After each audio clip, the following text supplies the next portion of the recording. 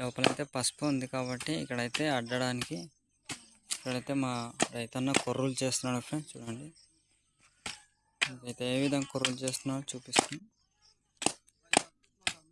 చూడండి ఫ్రెండ్స్. మా భాష అయితే కొర్రలు అంటారు వీటిని, మీ భాషతో ఏమంటారు కామెంట్ చేయండి మర్చిపోవద్దు.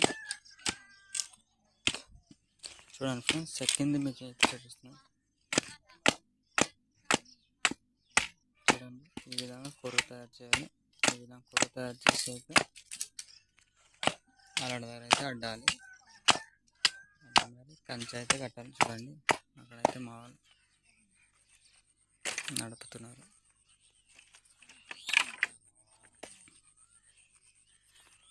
ఫస్ట్ ఆఫ్ ఆల్ అయితే ఈ కొర్రల్ని పాతి మరి